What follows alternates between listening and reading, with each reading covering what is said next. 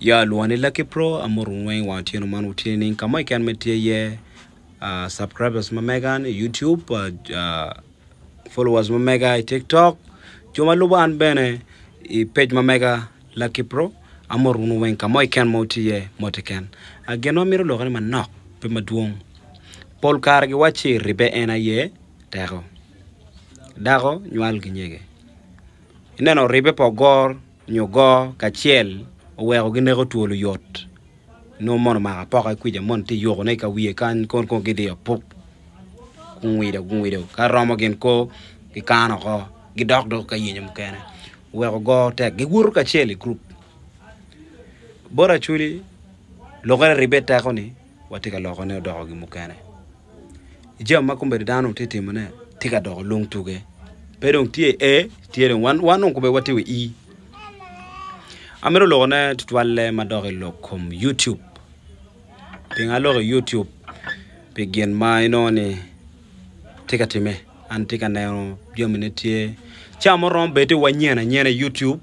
podi po wangeo YouTube kiratio kere onyo chamo wanyena nyene gine social media wego po wangeo kire social media tio kere wego ngan mo iken onyo chamo atamo ni chamo kono ni gino no ana failing omenia gina ana mir wache ko mani malo be content nyu gin mangan mon timo content creators TVs mamegwa magitie gino me achuli and then bloggers mamegwa tiomene enu watie America wood kumbedi but neno mamega in 2 years to 3 years nyu 1 year mo manyen ni machara ni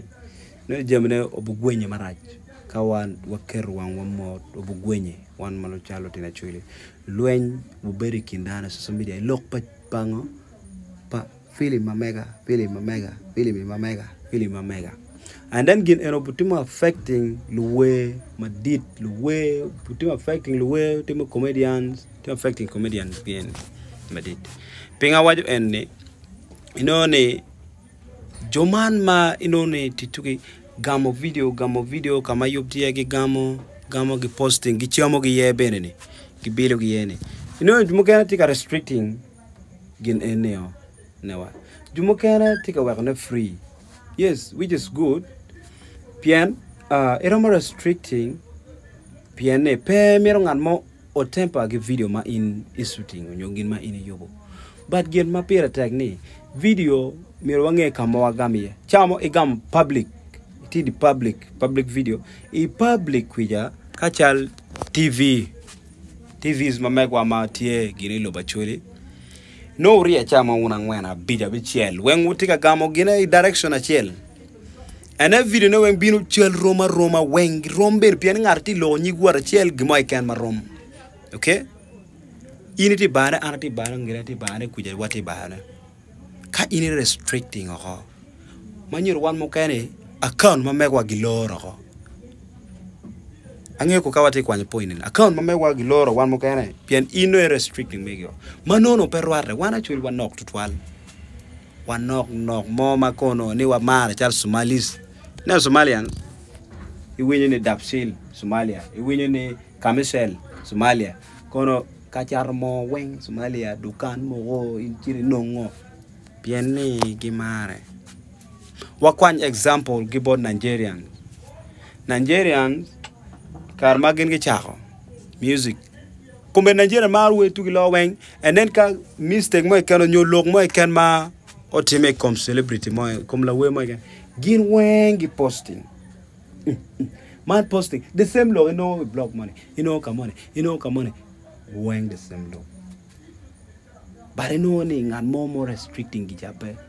gin weng tika law gin okay eno ma wana chuli wanok ifes YouTube bene dar ko nyige piera kape bene kwane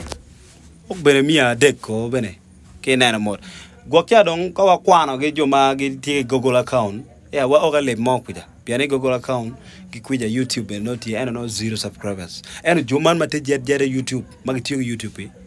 ke no pingo pe wa bet chal wati charo ingi charo ki keru kwon o dier o but madit chinia ini ngwinyi kuja ana ngwinyi kan wa ngwinyi kan wen chok lobo ko speed per gi says chingi says chingi ka dit ngwinyi ko bubu ke kenyo kar agigine dano oyeng weng marom nenwa no dano weng oyeng but kadong ini wacha an kuone dong mira ngun meka ko gino ngunu cha mono dege nok idiere kenyo dano rem cham dano bo yeng mone dong dek dong pe ko dek tum mo piano ngunu ko kuida ko kong dong wana chuli kon wa ber wi kichunya chele dek makombere wate kereni nok pepoke I plate ko weng ngoma mir watim kuon dit kuon romo ko ero dek no ngoma mir watim okay mir wachiemo kachiel wachiro waluoko chingwa wo bin wa beru wachako ngwinyo ne ginu kachiel jan ngwinyi kenyo ana ngwinyi kan wa ngwinyi kuja jem weng ber maleng enate waje ni effect tim affecting the way tim affecting dana maduong pela we romo luonge gang nyom romo luongne gang liel romo luonge ka yomo madit just come down choke so nongo logam video mapapat ruom mapapat kitikono madong nongo ni la webe no chamolo te gamo we pere lo miro gi uploading kadong one were restricting it to one bloggers were restricting o and then ngeni make me restricting ni tigi sound chamolo we te performing we pere ti ye tigi sound newa kikuno la wedong tiako video original video kero sound megini pian ini kero restriction pian we nyom polkar one po a bigger one po kero copyright claim mo kenya ine kir kero ko kuja kino anong go video para lep